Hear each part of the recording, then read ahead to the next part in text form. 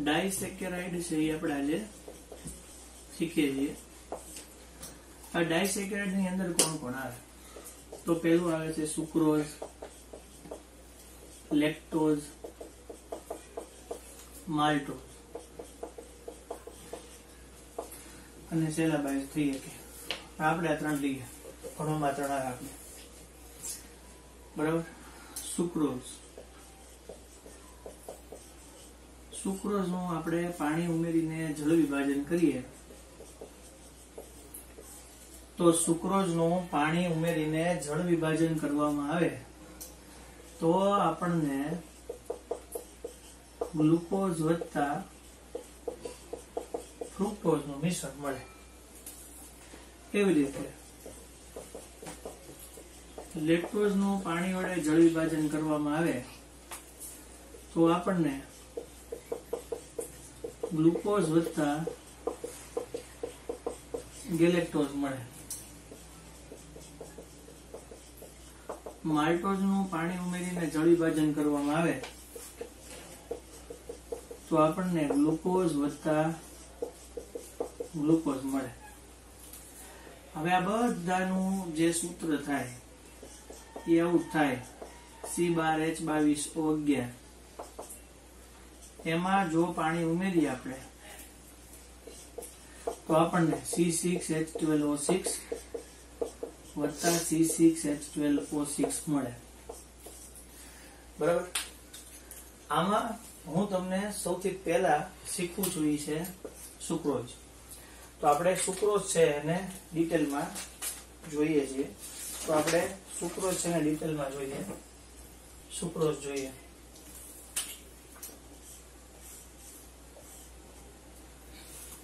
Sucrose જે છે એમાં આવું લખેલું છે આલ્ફા ડી। આલ્ફા ડી આને બોલાય અથવા આલ્ફા ડી ટી એવું બોલાય, આલ્ફા લેમ્ડા ટી પણ કહેવાય આને, બરાબર। આને આપણે બોલીએ છીએ વિશિષ્ટ પરિભ્રમણ। એ વિશિષ્ટ પરિભ્રમણ આપણે ઓલો અધ્રુવીભૂત પ્રકાશ, એમાંથી વચ્ચેની પ્લેટ રાખીએ ટુર્મેલિનની કે પોલેરોઇડ શીટ, એમાંથી ધ્રુવીભૂત કરીએ, એમાંથી પોલારીમીટરના દ્રાવણમાં ભરીએ અને જે ભ્રમણ જમણી કે ડાબી બાજુ મળે ઈ જે આવે છે એમાં +66.5, એટલે એનો અર્થ એવો છે કે આગળ પ્લસ છે એટલે ઈ દક્ષિણ ભ્રમણીય શર્કરા છે, જમણી બાજુ ફરે છે અને દક્ષિણ ભ્રમણીય શર્કરા છે। બીજું કે સુક્રોઝ છે ઈ પોતે નોન રિડ્યુસિંગ શર્કરા છે। હવે આ પ્રશ્ન જ છે કે નોન રિડ્યુસિંગ એટલે શું અને રિડ્યુસિંગ એટલે શું? જે દ્રાવણ આપણા માટે હાઇડ્રોક્સિલ એમાઇન સાથે ઓક્ઝાઇમ આપે, હાઇડ્રોક્સિલ એમાઇન સાથે ઓક્ઝાઇમ આપે અને ફેલિંગ કે ટોલેન્સ કસોટી, હવે જો ટોલેન્સ કસોટી એવું મેં તમને શીખવાડ્યું હતું, રજત દર્પણ કસોટી આવો શબ્દ બોલે તો ફેલિંગમાં શું આવે અને ટોલેન્સ, એક વાર તમને બે કહી જ દઉં છું ફરીવાર કે આપણી પાસે જો આલ્ડીહાઇડ ધરાવતું દ્રાવણ હોય, આપણી પાસે આલ્ડીહાઇડ ધરાવતું દ્રાવણ હોય તો એમાં AgNO3 ની અંદર NaOH ઉમેરવામાં આવે, એમોનિયા ઉમેરવામાં આવે તો એનાથી બનતું સંકીર્ણ AgNH3 આવું બને। આ AgNH3 જે સંકીર્ણ બને એને બોલાય છે ટોલેન્સ પ્રક્રિયક। તમે કોઈ પણ દ્રાવણ લીધું છે ઈ આલ્ડીહાઇડ ધરાવતું દ્રાવણ છે, ઈ આલ્ડીહાઇડ ધરાવતા દ્રાવણની અંદર તમે આને ઉમેરો છો એટલે તમે આને અહીંયાથી ગરમી આપશો, ઈ ગરમી આપવાને કારણે આલ્ડીહાઇડ છે એનું રૂપાંતર કાર્બોક્સિલિક એસિડમાં થાય એટલે આપણને કસનળીની અંદરની બાજુએ ચાંદી જમા થયેલી લાગે। ચાંદી જમા થયેલી લાગે એટલે આપણે ઈ કસોટીનું નામ આપ્યું છે રજત દર્પણ। તો આ થઈ તમારી માટે ટોલેન્સ કસોટી। ફેલિંગ કસોટીની અંદર શું આવે કે ફેલિંગ એ દ્રાવણ આવે એને કહેવાય કોપર સલ્ફેટ. એવી રીતે ફેલિંગ બી દ્રાવણ આવે જેની અંદર બે પદાર્થોનું મિશ્રણ હોય, આવું નામ હોય સોડિયમ પોટેશિયમ ટાર્ટરેટ વત્તા NaOH. આનું ભેગું નામ છે એને બોલાય છે રોસેલ ક્ષાર. આનું અને આનું બેનું સપ્રમાણ મિશ્રણ લેવામાં આવે. એ સપ્રમાણ મિશ્રણ લ્યો અને ઈ તમે કસનળીમાં નીચે લેશો આલ્ડીહાઇડ વાળું દ્રાવણ એટલે સુક્રોઝ નું દ્રાવણ, અને એની ઉપર તમે નાખશો આ ફેલિંગ નું દ્રાવણ. બરાબર, આ ફેલિંગ A અને B બેનું ભેગું દ્રાવણ, અને એને તમે ગરમ કરશો તો એમાંથી તે આલ્ડીહાઇડ માંથી શું મળે? કાર્બોક્સિલિક એસિડ, અને ક્યુપ્રસ માંથી ક્યુપ્રિક બને. આ જે CuSO4 હોય એમાં Cu+2 હોય, ક્યુપ્રસ હોય, એમાંથી Cu+1 અને O-2 થઈ Cu2O ના આપણને લાલ અવક્ષેપ મળે.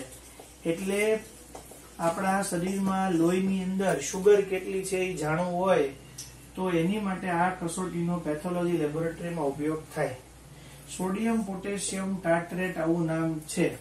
તો આવી રીતનો જે એસિડ હોય આ તમારા જાણ માટે છે. તમારે ખાલી એટલું જ યાદ રાખવાનું છે કે નોન રિડ્યુસિંગ શર્કરા એટલે NH2OH સાથે ઓક્ઝાઇમ અને ફેલિંગ કે ટોલેન્સ સાથે ઈ પ્રક્રિયા આપે, ઓક્સિડેશન પ્રક્રિયા આપે, તો ઈ ઓક્ઝાઇમ આપે NH2OH સાથે અને ફેલિંગ કે ટોલેન્સ સાથે ઓક્સિડેશન કસોટી આપે તો ઈ રિડ્યુસિંગ શર્કરા કહેવાય. પણ આ નોન રિડ્યુસિંગ છે એટલે ઈ કસોટી આપશે નહીં. નહીં તો NH2OH સાથે ઓક્ઝાઇમ બનાવે, નહીં તો ફેલિંગ કે ટોલેન્સ કસોટી આપે. એટલે એ શર્કરાને આપણે નોન રિડ્યુસિંગ શર્કરા તરીકે ઓળખીએ છીએ. હવે આ ટાર્ટરેટ કઈ રીતે બને એ હું તમને સમજાવું છું. સૂત્ર છે કે આપણી પાસે COOH, HCOH, આ HCOH અને COOH, આનું નામ છે ટાર્ટરિક એસિડ. આ ટાર્ટરિક એસિડ ની અંદર તમે એક જગ્યાએ સોડિયમ ઉમેરો છો હાઇડ્રોજનને દૂર કરીને, એક જગ્યાએ પોટેશિયમ ઉમેરો છો તો એ આપણા માટે કાર્બોક્સિલિક એસિડ નો ક્ષાર બને, એને બોલાય સોડિયમ પોટેશિયમ ટાર્ટરેટ. એટલે આ વત્તા એને ભેગું કરશો એટલે રોસેલ ક્ષાર. આનું અને કોપર સલ્ફેટ બેનું મિશ્રણ હોય સમપ્રમાણનું, એને આપણે બોલાય ફેલિંગ પ્રક્રિયક. શું બોલાય આપણે એને? ફેલિંગ પ્રક્રિયક તરીકે બોલવામાં આવે. તો મેં તમને એટલું પેલા હજી બાકી છે, હજી સુક્રોઝ આખું શીખવાનું બાકી છે. સુક્રોઝ છે એનું વિશિષ્ટ પરિમાણ +66.5 છેલ્લી દક્ષિણ ભ્રમણીય શર્કરા છે. Non reducing. હવે રિડ્યુસિંગ એટલે શું? જો રિડ્યુસિંગ હોત તો બે સાથે કસોટી આપત, પણ એ નોન રિડ્યુસિંગ છે તો એ કસોટી આપશે નહીં. એટલે સુક્રોઝ આ કસોટી આપતું નથી એટલે નોન રિડ્યુસિંગ છે. ઉપરાંત ઈ સુક્રોઝ છે ઈ પોતે મ્યુટા રોટેશન દર્શાવતું નથી. મ્યુટા રોટેશન દર્શાવતું નથી એટલે મ્યુટા રોટેશન નહીં દર્શાવે. પરિવર્ત પરિભ્રમણ જે આપણે શીખાતા ગ્લુકોઝમાં આલ્ફા ગ્લુકોઝ છે 36% મળે, બીટા ગ્લુકોઝ 64% મળે, એવું આ દર્શાવતું નથી. ટોટલ મેં તમને 1, 2 અને 3 મુદ્દા શીખવાડ્યા. બાકીના હજી આગળ આપણે જોઈએ છે. તો આપણે આગળ બાકીના જે મુદ્દા જોઈએ. મ્યુટા રોટેશન, આ 3 વસ્તુ જોઈએ આપણે. હવે જ્યારે આ જે સુક્રોઝ છે એનું પાણી ઉમેરીને જળ વિભાજન કરવામાં આવે ત્યારે આપણને ગ્લુકોઝ પ્લસ ફ્રુક્ટોઝ આવી રીતે મળે. હવે ગ્લુકોઝ પ્લસ ફ્રુક્ટોઝ મળે એટલે જો સમજાવું છે સરખું ધ્યાનથી સમજો. આનું આલ્ફા ડી છે એ +66.5 છે, પણ તમે એનું પાણી ઉમેરીને જળ વિભાજન કરો એટલે કેવું થાય? આ બંનેનું ભેગું ભ્રમણ મળે, અને એ જે ભ્રમણ મળે ને -20 ડિગ્રી મળે. એટલે પેલા ઈ હતી કઈ શર્કરા હતી? દક્ષિણ ભ્રમણીય. અને ઈ દક્ષિણ ભ્રમણીય માંથી જે આ શર્કરા થઈ જાય ઈ કેવી થઈ જાય? વામ ભ્રમણીય. એટલે એ જે પહેલા શર્કરા હતી દક્ષિણ ભ્રમણીય હતી, એમાંથી કેવી થઈ ગઈ વામ ભ્રમણીય. દક્ષિણ ભ્રમણીય એટલે જમણી બાજુ દક્ષિણ ભ્રમણીય એમ -20 થઈ ગયું. એનું મુખ્ય કારણ એ છે કે ગ્લુકોઝ છે એ +52.5 આવતું હતું અને ફ્રુક્ટોઝ નું ભ્રમણ છે એ -92 છે. બરાબર. એટલે એ બે ની સહિયારી અસર થઈને જે ભ્રમણ થાય બે નું ભેગું થવાથી એ કેટલું થાય -20 ડિગ્રી થઈ જાય. બરાબર. એ -20 ડિગ્રી થઈ જાય છે એટલે દક્ષિણ ભ્રમણીમાંથી એનું ભ્રમણ થઈ વામ ભ્રમણી થઈ ગયું, એટલે એનું ભ્રમણ જ બદલાઈ ગયું. એટલે આવી શર્કરાને ઇન્વર્ટ સુગર તરીકે ઓળખાય અથવા તો એને વિપરીત શર્કરા કહેવાય અથવા એને વિપર્યસ્ત શર્કરા તરીકે પણ ઓળખાય, વિપરીત શર્કરા તરીકે પણ ઓળખાય. બીજું, આનું બંધારણ આપણે હમણાં દોરીએ છીએ. પેલા હું તમને બીજા 2 મુદ્દા સમજાવી દઉં, પછી આપણે એનું બંધારણ દોરીએ.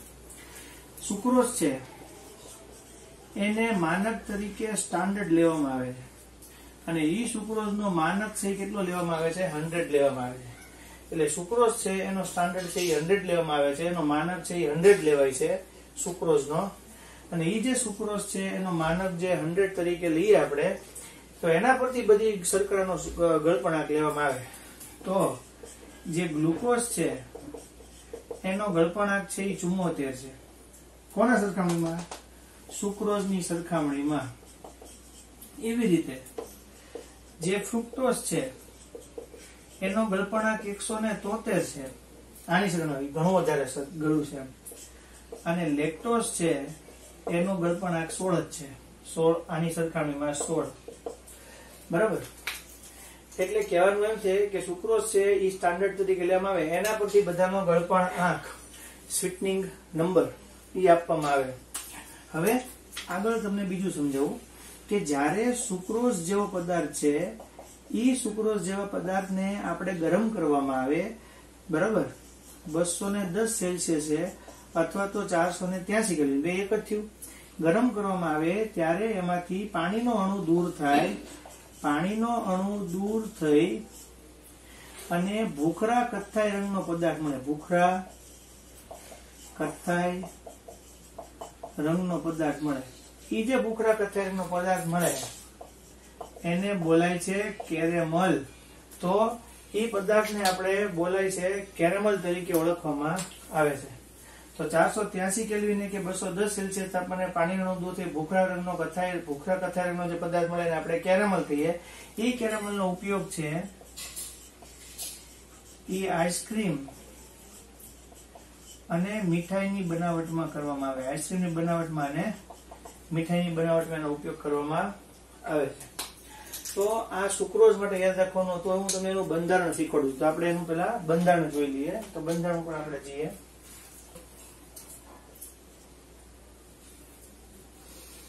બંધારણ. તો આપણે સુક્રોઝમાં પાણી ઉમેરીએ એટલે ગ્લુકોઝ અને ફ્રુક્ટોઝ નું મિશ્રણ મળે. હવે જો ફ્રુક્ટોઝ છે એનું બંધારણ ફ્યુરાનોસ ચક્ર જેવું છે, ગ્લુકોઝ નું બંધારણ પાયરેનોઝ જેવું છે.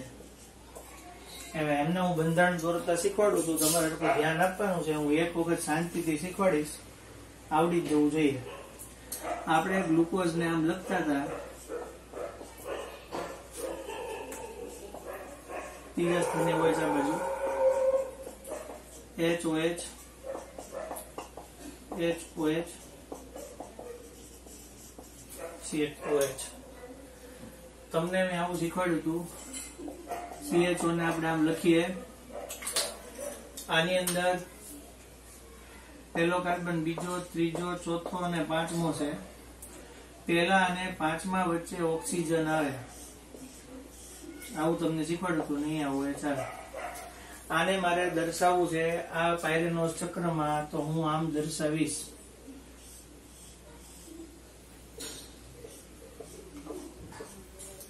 આ 1 2 3 4 5 6.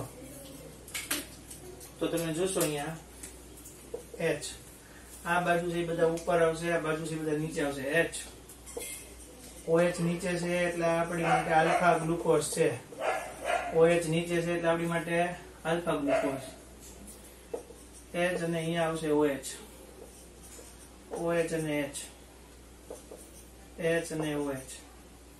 તમે જોઈ શકો છો પાંચમો કાર્બન અને પહેલો કાર્બન જેની વચ્ચે ઓક્સિજન, આ પહેલો કાર્બન ને પાંચમો કાર્બન, પહેલો અને પાંચમો ની વચ્ચે ઓક્સિજન છે, બરાબર. પાંચમા પાસે શું છે? H, અને છઠ્ઠા પાસે શું છે? CH2OH. થઈ ગયું આપણા માટે. તો આવી રીતે થશે. હવે અહીંયા જો ફ્યુરાનોસ ચક્ર છે તો આપણે ત્યાં કઈ રીતે દોરશું? CH2OH, COO, ત્રીજા તો OH અને H આમ જ આવશે, HOH, HOH, અને નીચે આવશે CH2OH. હવે તમે શું કરશો કે આ બાજુ આવશે CH2OH, OH અને H, H અને OH, H અને OH, CH2OH. આ કાર્બન ને આ કાર્બન ની વચ્ચે ઓક્સિજન આપણે આવશે. તો આ આપણી માટે પહેલો કાર્બન થયો, આ બીજો થયો, આ ત્રીજો થયો, આ ચોથો થયો, આ પાંચમો ને આ છઠ્ઠો થયો. તો આપણે અહીંયા બીટા હું દોરું છું, બીટા ફ્રુક્ટોઝ દોરું છું. સો બીટા ફ્રુક્ટોઝ દોરું તો આ જે અહીંયાનો OH હતો અહીંયા આવશે, આ ભાઈ એટલે બદલ થઈ જશે. એટલે અહીંયા OH આવશે અને અહીંયા આપણા માટે CH2OH આવશે. એટલે ઉપર આવશે OH. આ આપણી માટે પહેલો કાર્બન થઈ ગયો, આ બીજો થઈ ગયો, આ 3, આ 4, આ 5 ને 6. ધજાથી જજા, ધજાથી ધજા, ઉપરથી ઉપર યાદ રાખવાનું રહે. બીજા અહીંયા છે CH2OH, ત્રીજો છે ત્યાં અહીંયા આવશે OH અને અહીંયા આવશે H, ચોથો છે ત્યાં આવશે આપણી માટે H અને અહીંયા આવશે OH, પાંચમો છે ત્યાં અહીંયા H અને ઉપર આવશે CH2OH. હવે શું થાય? અહીંયા જે પહેલો કાર્બન છે અને બીજો કાર્બન છે એના વચ્ચે જે બંધ બને એ બંને બોલાય ગ્લાયકોસિડિક બંધ બોલાય. તો આપણે આને ગ્લાયકોસિડિક બંધ કહેશું. અહીંયાથી OH અને અહીંયાથી H નીકળે તો આ બેયની વચ્ચે છે ને આ ઓક્સિજન આ બેયની વચ્ચે રહે. તો અહીંયાથી OH નીકળો, અહીંયાથી નીકળો તો આનો ઓક્સિજન આ બેયની વચ્ચે રહે. એટલે આપણે એને બોલવામાં આવે C1OC2 ગ્લાયકોસાઇડિક બંધ તરીકે બોલાય. એટલે આપણે એને ગ્લાયકોસિડિક બંધ કહીએ. આ આપણું બંધારણ થયું સુક્રોઝનું. તો મેં તમને શીખવાડ્યું કે સુક્રોઝ છે એ નોન રિડ્યુસિંગ શર્કરા છે, દક્ષિણ ભ્રમણીય છે, પણ જયારે એનું જળ વિભાજન કરો ત્યારે વામ ભ્રમણીય થઈ જાય છે. મ્યુટા રોટેશન જે દર્શાવતું નથી, નોન રિડ્યુસિંગ છે, સ્ટાન્ડર્ડ તરીકે ઉપયોગ થાય. 483 ગરમ કરો, પાણીનો અણુ દૂર થઈ અને આપણને ભૂખરા રંગનો કથ્થાઈ રંગનો પદાર્થ મળે જેને આપણે શું બોલીએ છીએ? કેરેમલ. અને આ એનું બંધારણ કેમ મેં તમને જોડીને કીધું. આ ગ્લુકોઝ જોડ્યું છે જે આલ્ફા ગ્લુકોઝ છે, અને આ જે જોડ્યું છે આપણી માટે બીટા ફ્રુક્ટોઝ છે. એ બેના બંધારણને જોડીને આપણને મળ્યું છે આખું સુક્રોઝનું બંધારણ, જેમાં ગ્લાયકોસિડિક બંધ બને બે કાર્બોહાઈડ્રેટ શર્કરાઓ વચ્ચે, જેમાં પહેલા કાર્બન અને બીજા કાર્બન વચ્ચે ઓક્સિજન જોડાયેલો છે. એટલે આપણે એને C1OC2 નું ગ્લાયકોસિડિક જોડાણ કહેવાય. હાથે દોરજો, 3-4 વાર દોરીને પ્રેક્ટિસ કરજો એટલે આવડશે. જોવું છે હવે માલ્ટોઝ અને લેક્ટોઝ. માલ્ટ એક પ્રકારની શર્કરા છે. આ માલ્ટ જે પ્રકારની શર્કરા છે જે ઘઉં અને જવમાં જોવા મળે. આવું તમે સાંભળ્યું હોય કે રોટલી ચાવવાથી મીઠી લાગે, એનું મુખ્ય કારણ છે કે રોટલીની અંદર આવી રીતે માલ્ટ શર્કરા આવેલી હોય, જેનું રૂપાંતર આપણા લાળ રસમાં રહેલા એમાઇલેજ ઉત્સેચકની મદદથી એનું રૂપાંતર માલ્ટોઝ શર્કરામાં થાય. હવે જ્યારે સ્ટાર્ચમાંથી આલ્કોહોલ બને ઈ પેલા માલ્ટ બનાવવામાં આવે. ઈ પેલા માલ્ટ બને. બીજું, માલ્ટ શર્કરાને આપણે જવ શર્કરા તરીકે પણ ઓળખીએ. બીજું, આ જે માલ્ટ છે, માલ્ટોઝ સ્વરૂપે જે આપણે કહીએ, બરાબર, એ પાણીમાં અતિ દ્રાવ્ય હોય, આલ્કોહોલમાં અલ્પ દ્રાવ્ય હોય, આલ્કોહોલમાં અલ્પ કે અદ્રાવ્ય હોય. હવે આપણી પાસે આ જે સુક્રોઝ છે, ડાયસેકેરાઇડ, એનું જળ વિભાજન કરવામાં આવે. એ સુક્રોઝ છે એનું જળ વિભાજન કરો તો એમાંથી આપણને ગ્લુકોઝ પ્લસ ગ્લુકોઝ, તો એ જે ગ્લુકોઝ પ્લસ ગ્લુકોઝ નું મિશ્રણ મળે એને આપણે કહેવાય માલ્ટોઝ. હવે માલ્ટોઝમાં કઈ રીતે હોય, બધા બંધારણો કઈ રીતે જોડાયેલા હોય એ હું તમને શીખવાડું છું. સૌથી પહેલો જે સમૂહ હોય એને આપણે ત્યાં આગળ એનોમર તરીકે ઓળખવામાં આવે, બરાબર. તો આપણે એનોમર તરીકે એને ઓળખીને જોઈએ, બરાબર.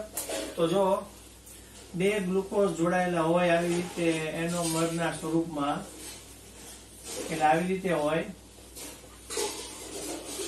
એટલે ગ્લુકોઝના અણુઓ જ એકબીજા હારે શું થયેલા હોય, જોડાયેલા હોય. તો હવે તમને ખબર છે કે ગ્લુકોઝ ની અંદર જે ચક્ર હોય એ આપણી માટે કયું ચક્ર હોય, પાયરેન હોય. તો હું આ એક ગ્લુકોઝ ને જોડું છું. હવે આ જે ગ્લુકોઝ નો પહેલો કાર્બન હોય એ પહેલા કાર્બન ને આપણે એનોમેરિક કાર્બન કહેવાય, એનોમેરિક કાર્બન કહેવાય. એમાં OH નીચે છે તો હવે તમને ખબર છે આલ્ફા છે, OH ઉપર છે તો એ બીટા છે. તો અહીંયા આવશે આપણી માટે HOH, બરાબર.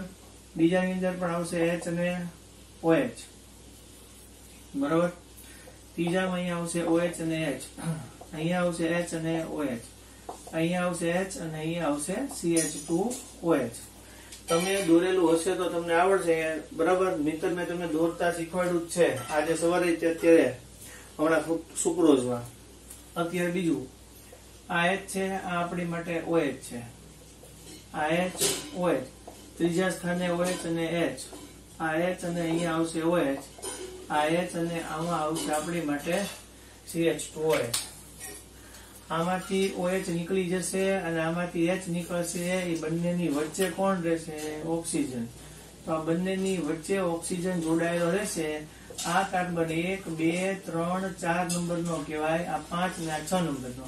આ આપણી માટે 1, 2, 3, 4, 5 અને 6 નંબરનો કાર્બન કહેવાય. અહીંયા પહેલા કાર્બન અને ચોથા કાર્બન વચ્ચેનું જોડાણ છે એટલે એને C1OC4 સાંકળ કહેવાય, જેને આપણે ગ્લાયકોસિડિક સાંકળ તરીકે ઓળખવામાં આવે. તો આ ગ્લાયકોસિડિક સાંકળ કહેવાય. આ જે મેં બંધારણ દોર્યું છે એમાં આલ્ફા ગ્લુકોઝ નું જોડાણ અહીંયા હોય જતો આલ્ફા ગ્લુકોઝ સાથે કરેલું છે. તો આલ્ફા ગ્લુકોઝ નું આલ્ફા ગ્લુકોઝ સાથે જોડાણ કર્યું છે એટલે એ આપણી માટે જે પદાર્થ બન્યો એને આપણે આલ્ફા માલ્ટોઝ કહેવાય. જો હું આમાં થોડો ફેરફાર કરી દઉં કે જો હું અહીંયા આલ્ફા ગ્લુકોઝ ની બદલે જો હું બીટા ગ્લુકોઝ કરું, એટલે આ OH છે એ ઉપર જોડી દઉં ને H નીચે જોડી દઉં, તો બીટા ગ્લુકોઝ આલ્ફા ગ્લુકોઝ જ્યારે જોડાઈ જાય તો એ આપણી માટે બીટા માલ્ટોઝ થાય, બરાબર. હવે કેવું છે એ સાંભળો. માલ્ટોઝ છે એ આપણા માટે રિડ્યુસિંગ શર્કરા છે. માલ્ટોઝ છે એ આપણા માટે કેવી શર્કરા છે, રિડ્યુસિંગ શર્કરા. તો રિડ્યુસિંગ શર્કરાનો અર્થ મેં તમને કહી દીધેલો છે કે NH2OH હોય, NH2OH સાથે શું આપશે, ઓક્ઝાઇમ આપશે, બરાબર. અને ફેલિંગ નું દ્રાવણ છે એનું રિડક્શન કરશે. ફેલિંગ નું દ્રાવણ છે એટલે ફેલિંગ કસોટી આપશે, સમજાઈ ગયું. તો જે પદાર્થો આ પ્રક્રિયા આપે છે એ આપણા માટે રિડ્યુસિંગ શર્કરા છે. તો માલ્ટોઝ છે રિડ્યુસિંગ શર્કરા છે. જળ વિભાજન, જો જળ વિભાજન અહીંયા તમે પાણીથી કરો પણ એની અંદર એવું પણ હોય કે ઇમલ્સિન ઉત્સેચક અથવા તો એસિડિક માધ્યમ, એની હાજરીમાં પણ તમે જળ વિભાજન કરી શકો એટલે તમને ગ્લુકોઝ પ્લસ ગ્લુકોઝ મળશે. તો આ તમારી માટે હતું માલ્ટોઝ, બરાબર. આ તમને મેં શીખવાડ્યું એક આલ્ફા માલ્ટોઝ અને બીટા. ખાલી OH ને ફેરવી નાખો એટલે બીટા ગ્લુકોઝ આલ્ફા જોડે તો બીટા માલ્ટોઝ. આ OH નીચે હોય, અહીંયા OH નીચે છે તો બે આલ્ફા આલ્ફા જોડે બનાવશે આલ્ફા માલ્ટોઝ, બરાબર. હવે હું તમને એના પછી શીખવાડું છું. માલ્ટોઝ પછીની વાત છે એ આપણે જોઈએ લેક્ટોઝ. લેક્ટોઝ. હવે લેક્ટોઝ છે એમાં કઈ રીતે થાય હું તમને શીખવાડું કે આપણી માટે જે લેક્ટોઝ છે એ દૂધ શર્કરા છે. લેક્ટોઝ દૂધ શર્કરા છે. હવે દૂધની અંદર કેવું હોય કે દૂધ હોય ને એને દૂધને એવું હોય કે દૂધને પીલાણ મશીનમાં લઈ જાય એટલે દૂધને પી લે એટલે વધારાની ચરબીનો ભાગ એમાંથી દૂર કરી નાખે. વધારાની ચરબીનો ભાગ એમાંથી દૂર કર્યા પછી આપણને વેચતા હોય એટલે દૂધને પીલ્યા પછી એમાંથી કેસીન દૂર કર્યા પછી જે મલાઈ વધે ને એમાં લેક્ટોઝ શર્કરા હોય એટલે આપણે એમાંથી કેસીન છે એને દૂર કરે. કેસીનને દૂર કરે પછી જે વધે, બરાબર, એની અંદર આપણી માટે લેક્ટોઝ શર્કરા હશે. હવે આ જે લેક્ટોઝ છે એનું હું જળ વિભાજન ઇમલ્સિવ ઉત્સેચક કે એસિડિક ઉત્સેચક વડે કરવું તો આપણને એમાંથી ગ્લુકોઝ કે આપણને એમાંથી શું મળે? ગેલેક્ટોઝ મળે. એટલે ગ્લુકોઝ અને ગેલેક્ટોઝ એમાંથી છૂટું પડેલું જોવા મળે, બરાબર. એટલે લેક્ટોઝ છે એ દૂધ શર્કરા છે. કેસીન એમાં હોય, કેસીન માંથી દૂર કરે, દૂધમાંથી કેસીને દૂર કર્યા પછી જે મલાઈ વધે એની અંદર આપણે લેક્ટોઝ હોય, બરાબર. અને લેક્ટોઝ માં પાણી ઉમેરી એટલે એસિડ ઉત્સેચક વડે એમાંથી આપણને શું મળશે? ગ્લુકોઝ અને શું છૂટું પડેલું મળશે? ગેલેક્ટોઝ છે એ શર્કરા છે. હવે હું તમને સમજાવી દઉં ગેલેક્ટોઝ છે એ કઈ રીતે આવે. ગ્લુકોઝ ને ગેલેક્ટોઝ જો આ પણ આપણી માટે રિડ્યુસિંગ શર્કરા છે, બરાબર. રિડ્યુસિંગ શર્કરા છે. બીજું, વનસ્પતિની અંદર આ શર્કરા ન જોવા મળે. વનસ્પતિમાં શર્કરા જોવા મળતી નથી, બરાબર. રિડ્યુસિંગ શર્કરા છે. વનસ્પતિમાં આવી શર્કરા જોવા મળે નહીં કારણ કે દૂધમાં જોવા મળે.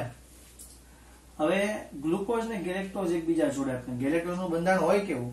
તો ગેલેક્ટોઝ આવું હોય, થોડુંક જ ગ્લુકોઝ કરતા અલગ બંધારણ છે એ આપણે જોઈએ. HOH OH. હવે કેવું હોય સાંભળજો. આ આપણા માટે પહેલો કાર્બન છે, બીજો છે, આ ત્રીજો છે, હવે આ ચોથો કાર્બન છે. તો ચોથો કાર્બન હોય એની અંદર OH ઉપર હોય ને H નીચે હોય. એટલે ત્રીજામાં તો OH ઉપર હોય જ તે, પણ ચોથામાં OH ઉપર હોય. આ H અને CH2 હોય. તો આમાં OH નીચે છે એટલે આપણી માટે આલ્ફા થાય. OH નીચે આલ્ફા થશે. આને કહેવાય આપણા માટે આલ્ફા ગેલેક્ટોઝ, બરાબર. અને મારે જો બીટા બતાવવું હોય તો OH ઉપર ને H નીચે, તો આપણી માટે 3 જગ્યાએ OH ઉપર આવશે. પહેલા એ, ત્રીજા એ, ચોથા. સમજાણું તમને? OH નીચે છે એટલે તો આલ્ફા થાય જ તે, પણ ત્રીજા ને ચોથામાં OH ઉપર હશે એટલે આપણી માટે એ આલ્ફા ગેલેક્ટોઝ છે. જો આ OH ને ઉપર ચડાવી દઉં તો એ આપણી માટે પહેલા, ત્રીજા અને ચોથા ત્રણેય સ્થાનમાં OH ઉપર આવશે તો આપણી માટે શું થઈ જશે? બીટા ગેલેક્ટોઝ થશે, બરાબર. હવે એનું બંધારણ આપણે દોરીએ. જો એમાં તેવું છે, પેલો કાર્બન છે આપણી માટે એનોમેરિક કાર્બન હોય, બરાબર. હવે મારે બીટા ગેલેક્ટોઝ નું બંધારણ દોરવું છે તો હું શું કરીશ? તો હું આવું કરીશ. મારી માટે અહીંયા બાજુ તો ગેલેક્ટોઝ જ જોડેલું રાખીશું. આ H અને OH, બરાબર. હું અહીંયા બીટા ગેલેક્ટોઝ જોડું છું. OH H. આ આપણી માટે CH2OH, H અને OH, OH અને H, OH અને H, બરાબર. આ OH અને H છે તો આ આપણા માટે થશે બીટા ગેલેક્ટોઝ, બરાબર. હવે તમે જોઈ શકો કે હું અહીંયા આલ્ફા ગ્લુકોઝ જોડું છું.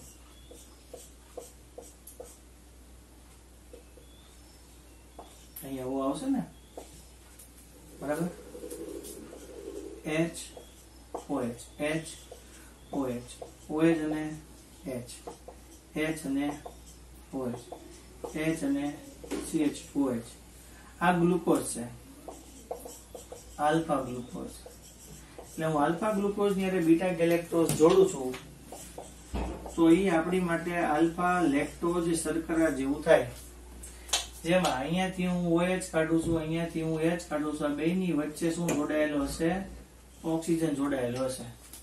એટલે આપણી માટે શું થશે હું તમને સમજાવું કે આ 1 2 3 4, આ 1 2 3 4 5 અને ઉપર 6, આ 5 અને ઉપર 6. આ આપણી માટે પહેલો કાર્બન હોય, જેને આપણે પહેલા કાર્બન ને એનોમર કાર્બન કહેવાય, એનોમેરિક કાર્બન કહેવાય. બરાબર. હું જો અહીંયા ચેન્જ કરી નાખું છું, જો અહીંયા OH ઉપર જોડું છું, આપણી માટે અહીંયા OH આપણે ઉપર જોડીએ ને H નીચે જોડીએ તો એ આપણા માટે શું થઈ જાય? બીટા ગ્લુકોઝ થઈ જાય. તો આપણી માટે ઈ સૂત્ર થઈ જાય બીટા માલ્ટોઝ. બીજો કોઈ પણ જગ્યાએ કાંઈ બીટા લેક્ટોઝ. તો આપણા માટે ઈ કાંઈ પણ જાતનો બીજો ફેરફાર થવાનો નથી, ખાલી એટલો જ ફેરફાર. તો આપણી માટે બીટા લેક્ટોઝ થઈ જશે. હવે હું તમને શીખવાડું છું પોલીસેકેરાઇડ. તો પોલીસેકેરાઇડ છે એ આપણી માટે શું છે? તો આપણે પોલીસેકેરાઇડ છે એ જોઈએ છીએ. પોલીસેકેરાઇડ હોય એ પાણીમાં અદ્રાવ્ય છે, બહુ લાંબી શૃંખલાવાળા પદાર્થો છે. બરાબર. સ્ટાર્ચ છે, સેલ્યુલોઝ છે, ડેક્સ્ટ્રીન છે. બરાબર. સ્ટાર્ચ, સેલ્યુલોઝ અને ડેક્સ્ટ્રીન છે એ આપણી માટે શું છે? પોલીસેકેરાઇડ છે. પોલીસેકેરાઇડ નું જળ વિભાજન કરવામાં આવે એટલે આપણને ડાયસેકેરાઇડ મળે. એ ઉપરાંત આલ્ડો પેન્ટોઝ, આલ્ડો હેક્ઝોઝ જેવા પદાર્થો મળે. તો પોલીસેકેરાઇડ એટલે સેકેરાઇડના અનેક એકમો. બરાબર. હું લખતો નથી, તમને સમજાવું છું, સાંભળજો. પોલીસેકેરાઇડ છે એ આપણી માટે સેકેરાઇડના અનેક એકમો છે. પોલીસેકેરાઇડ, સેકેરાઇડના અનેક એકમો. એ પોલીસેકેરાઇડના અંદર ઉદાહરણો કઈ આવે? સ્ટાર્ચ આવે, સેલ્યુલોઝ આવે અને ડેક્સ્ટ્રીન નામનો પદાર્થ આવે. શરીરમાં જમા થતી ગ્લાયકોજન નામની ચરબી આવે. બરાબર. બીજું કે આ જે પોલીસેકેરાઇડ નું તમે જળ વિભાજન કરો એટલે એમાંથી આપણને મળે ડાયસેકેરાઇડ મળે. તો પોલીસેકેરાઇડ નું જળ વિભાજન કરવાથી આપણને ડાયસેકેરાઇડ મળે અને અનેક નાના નાના આલ્ડો પેન્ટોઝ, આલ્ડો હેક્ઝોઝ જેવા ઘટકો પણ મળે. તો આપણે સ્ટાર્ચ ની અંદર શું શીખવાનું છે? તો આપણે એ શીખીએ સ્ટાર્ચ શું છે. જો સ્ટાર્ચ પોલીસેકેરાઇડ જ છે. ક્યાં હોય સ્ટાર્ચ? હોય ઈ ઘઉં હોય, ચોખા હોય. બરાબર. બીજા બીજ હોય, મૂળ હોય, વનસ્પતિઓના મૂળ હોય, બીજ હોય. ઈ બધાની અંદર છે ઈ સ્ટાર્ચ રૂપે ખોરાક સંગ્રહેલો હોય.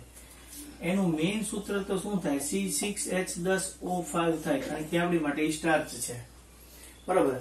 સ્ટાર્ચ ની અંદર 8 થી 10 લાખ અણુભારવાળા એકમો આવેલા હોય.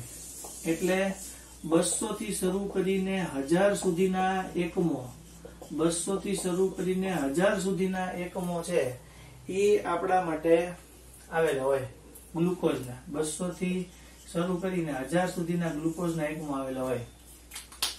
સ્ટાર્ચ છે એ મૂળમાં હશે, બીજની અંદર હશે, ઘઉંની અંદર હશે, ચોખા હશે.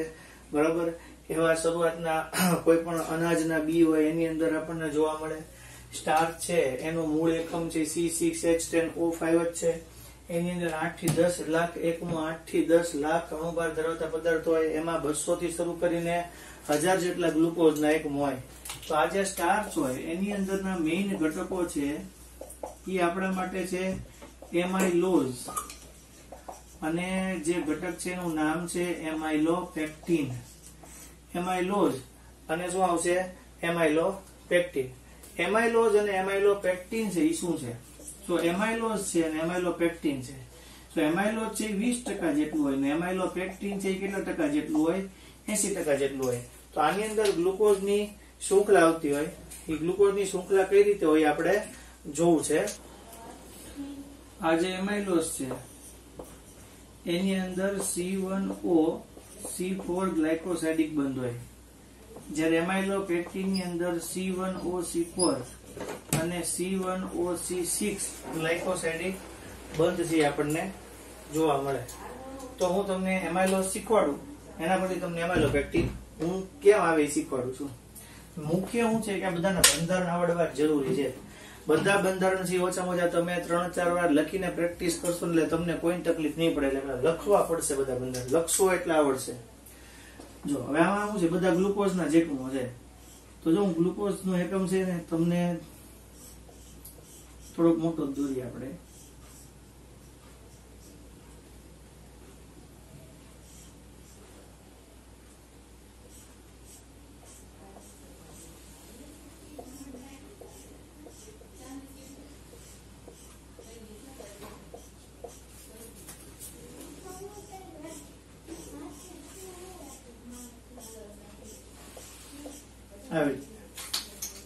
હવે બધા ગ્લુકોઝ જ છે, બધા મેં કરતું કરવાનું છે.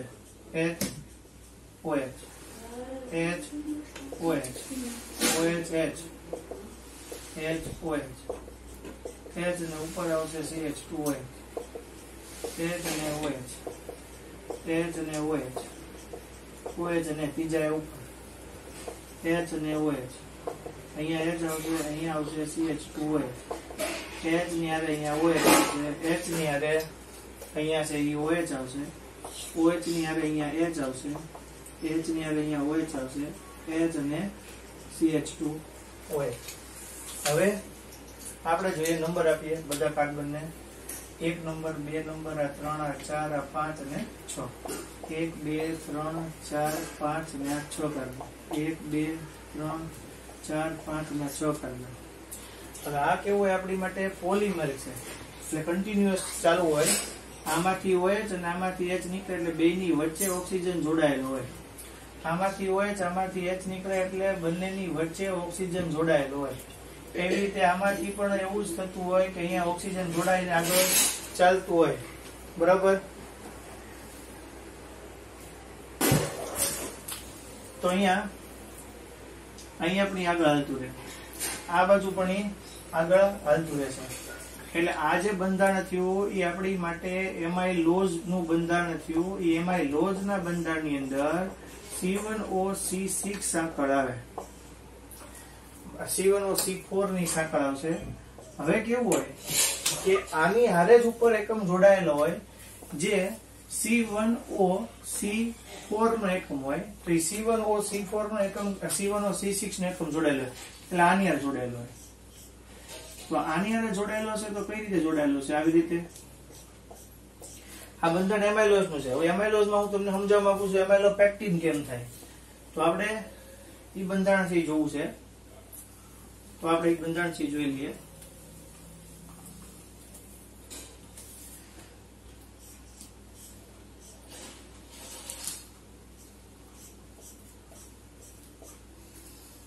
H OH HOH OH અને H CH2OH અને H H અને OH H OH બધા આલ્ફા ગ્લુકોઝ જ છે. એટલે તમારે કઈ બીજું નવું વિચારવાનું નથી આવતું. બરાબર? ત્રીજું સ્થાન હોય ત્યાં H અને OH વિચારવાનું આવે. બાકી બધું આપણે જેમ શીખીએ છીએ એ પ્રમાણે જ છે. હવે શું થશે? આ OH અને H નું બંધારણ નીકળે અહીંયા પાછું O તો આવશે જ તે. એટલે C1OC4 તો રહેશે જ તે. આ O નીકળીને આગળ જશે જ તે. પણ આનો OH અને આનો H નીકળશે એટલે જે CH2 નો O છે એ આ બંને વચ્ચે જોડાણમાં રહેશે. તો આ આપણી માટે કેટલામો કાર્બન હતો? પહેલો. આ આપણી માટે કેટલામો કાર્બન હતો? પહેલો. તો પહેલા અને છઠ્ઠા વચ્ચે આવું જોડાણ થયું. પહેલા અને છઠ્ઠા વચ્ચે થયું એટલે C1OC6 અને આ C1OC4 બે ભેગું હોય ત્યારે આપણે આને કહેવાય એમાઇલોપેક્ટિન. સો એમાઇલોપેક્ટિન નું બંધારણ આ છે. એટલે એમાં બે ભેગું આવી જાય. ખાલી નીચેનું દોરો તો એમાઇલોઝ છે, પણ આ ભેગું આખું દોરો તો એ આપણી માટે એમાઇલોપેક્ટિન છે. એટલું એમાઇલોપેક્ટિન નું બંધારણ 2 માર્કમાં પૂછીએ કે બધું હોમવર્ક છે એ તમારે છે એ 2 વાર કરવાનું છે બુક માંથી અને આમાંથી. તમને જે સમજાય વધારે એ રીતે. બરાબર? બાકી MCQ ની વાત આપણે પછીના લેક્ચરમાં કરશું. Thank you.